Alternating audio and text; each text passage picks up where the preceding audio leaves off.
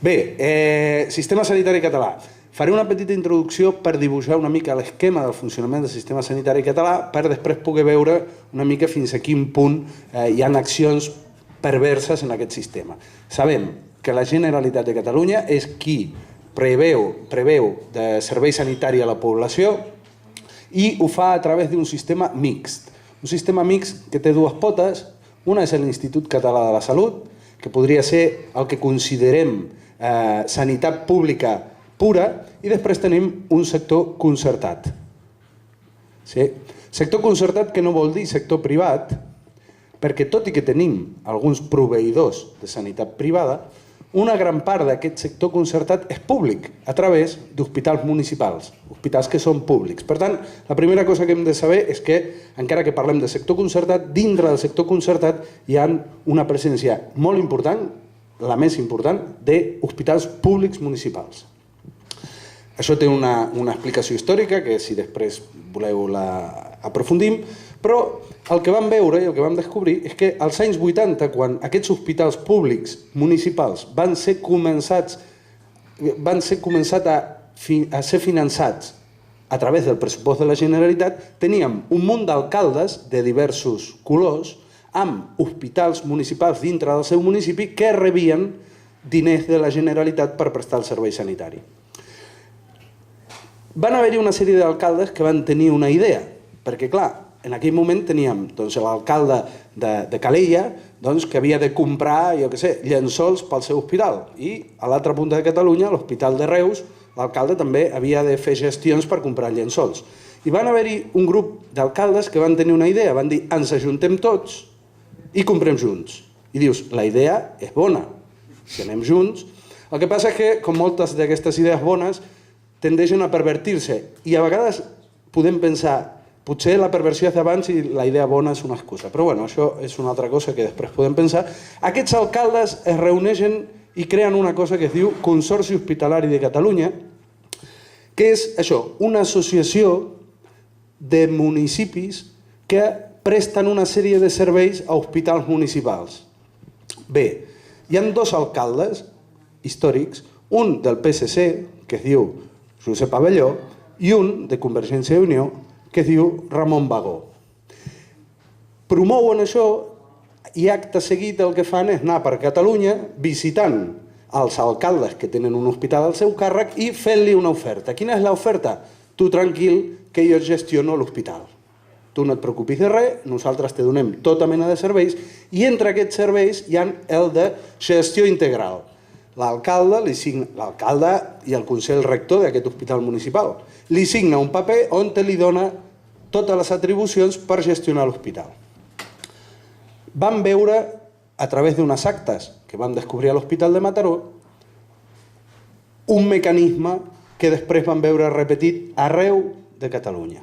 Com funcionava aquest mecanisme? L'any 93, Ramon Bagó, com a jefe, com a directiu del Consorci Hospitalari de Catalunya, es posa en contacte amb l'alcalde de Mataró, Manel Mas, socialista, i li fa una oferta de gestió de l'Hospital de Mataró.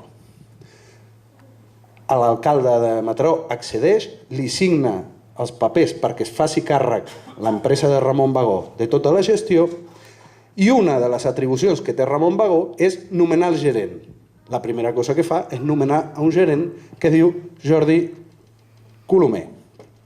Una de les primeres decisions de Jordi Colomer és tancar la cuina de l'Hospital de Mataró i donar-ho a una empresa privada. L'empresa privada era l'empresa de Ramon Bagó. Ho hem recollit en el nostre llibre, en 4 documents. Certs distribucions. Aquí estan els 4 documents.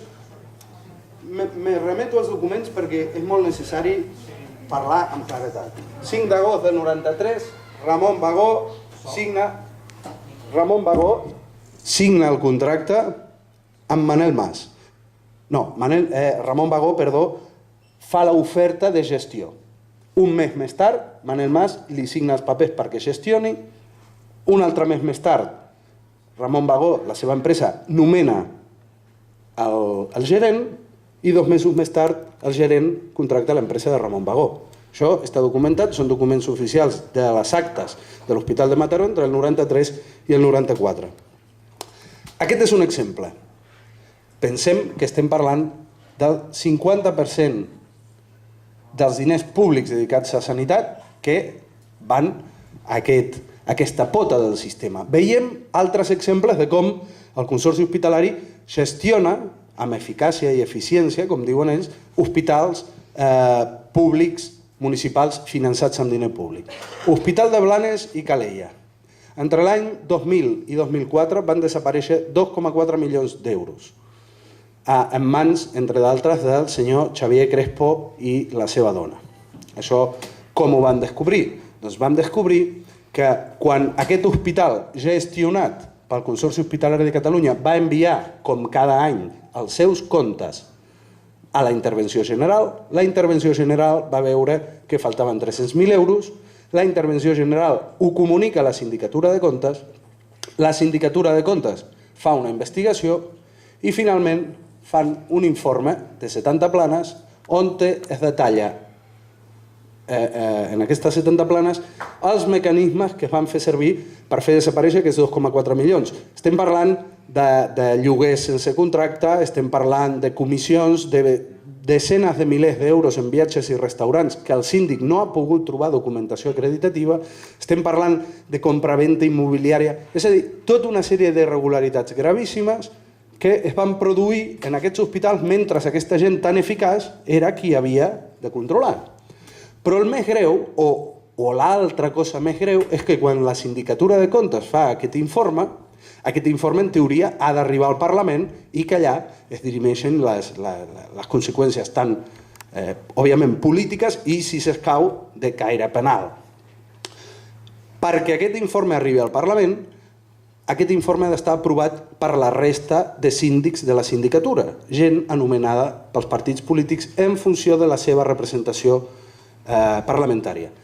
Convergència i Unió i el PSC tenien majoria dintre del ple de la sindicatura i van votar en contra d'aquest informe. Aquest informe es va guardar en un calaix i mai va arribar al Parlament fins al síndic que l'havia fet, veient que li tanquen l'informe, fa una cosa que es diu vot particular, advertint-li al Parlament que li havien amagat un informe. Ell no podia dir el que havia trobat, però sí que advertia al Parlament del que estava passant. Aquell vot particular va arribar al Parlament i ningú va dir res. Per què la sindicatura no va aprovar mai aquest informe? Anys després, gairebé 10 anys després, vam descobrir que el diputat Jordi Turull, de Convergència i Unió, quan es va assabentar que començava la investigació, es va adreçar a la sindicatura de comptes demanant qui era el responsable de la investigació, si s'havia mirat bé que la investigació no s'estigués extralimitant i en el cas d'extralimitar-se, qui era el responsable últim, se suposa que amb la intenció d'anar per ell. La sindicatura de comptes li va respondre a Jordi Turull que, sisplau, no pressionés a un ens com la sindicatura de comptes. Cosa que està molt bé. Ara bé, mesos més tard, sembla ser que les seves pressions van sortir a l'efecte. Llavors, avui el que tenim, finalment, el diari El País va destapar aquest informe, el va publicar, i el que tenim és l'informe, el vot particular i els documents que proven com, des de Convergència i Unió, es va intentar boicotejar l'acció d'un òrgan fiscalitzador que, en teoria, és una de les nostres eines com a ciutadans per controlar què passa amb els diners públics. És a dir, aquí tenim dos problemes, que se'ns escapen diners públics, que hi ha gent que fa coses que no hauria de fer, però l'altre problema és que des de dintre de les institucions es boicotegen els sistemes de control que ens permetrien, com a mínim, perseguir o assabentar-nos del que està passant. Us he explicat dos casos, Mataró i Blanes. Arrel de conèixer el mecanisme, i per això m'ha agradat molt la proposta de la importància de conèixer els mecanismes, el diari El País, després de que vam aprendre com funcionava el mecanisme a través de les actes de Mataró, va fer una investigació i va trobar que les empreses del grup CERS de Ramon Bagó van rebre en els últims 10 anys 50 milions d'euros en contractes provinents del Consorci Hospitalari del mateix Ramon Bagó. Nosaltres vam batejar Ramon Bagó com l'home que es contracta a si mateix amb diner públic.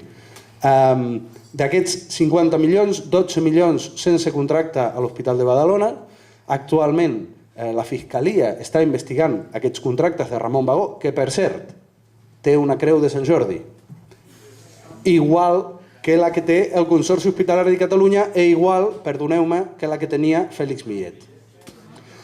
I no poso l'exemple de Fèlix Millet per casualitat, perquè recordem que Fèlix Millet, quan va sortir tot el de Fèlix Millet, algú va dir, escolta'm, que la sindicatura feia anys que estava advertint que hi havia coses que no funcionaven i ningú en va fer cas.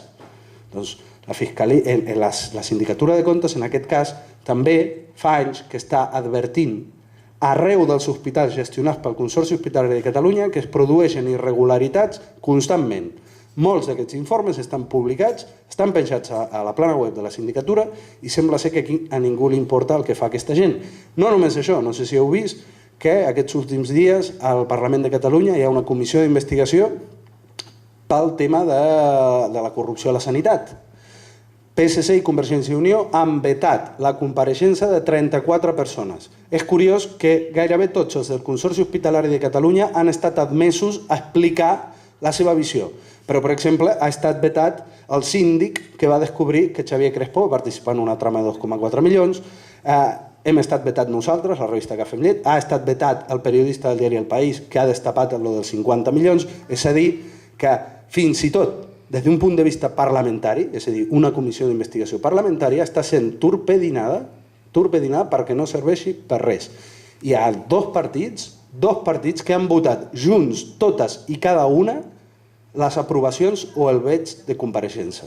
Això crec que ens deixa davant d'un panorama desolador pel que fa a capacitat de control de què fan aquesta gent amb els nostres diners.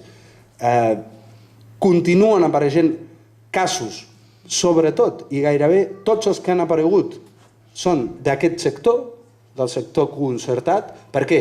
Perquè al ser sector concertat els sistemes de fiscalització són uns altres, són, segons tinc entès, són a posteriori, quan en el sector públic, tot i que no és cap meravella, no és que estiguem dient que això és una meravella, però certament hi ha un altre tipus d'intervenció. Doncs bé, la proposta del govern, i últimament Esquerra Republicana ha donat suport, és convertir això en això.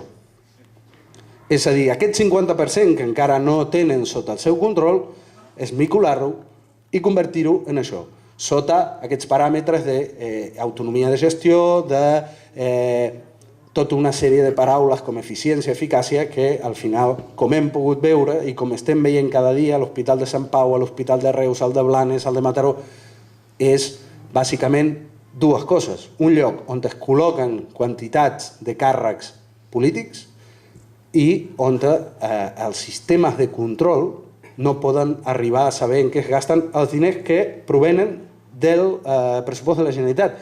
Arribem a un punt tan pervers que nosaltres vam fer una prova, vam contactar amb un grup parlamentari per que ens fessin una pregunta parlamentària a través del Parlament, i la pregunta era quants contractes rep Ramon Bagó d'aquests hospitals.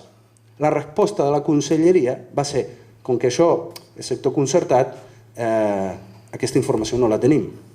És a dir, ni un diputat de la Generalitat del Parlament de Catalunya té capacitat de fiscalitzar això. Aquests dies que parlem tant de sobirania, quina sobirania és la que fa que el Parlament de Catalunya no tingui un control efectiu sobre el 50% del seu pressupost més gran, perquè el sanitari és el més gran de tots, suposa un 30%. Cap altre pressupost suposa un 30%.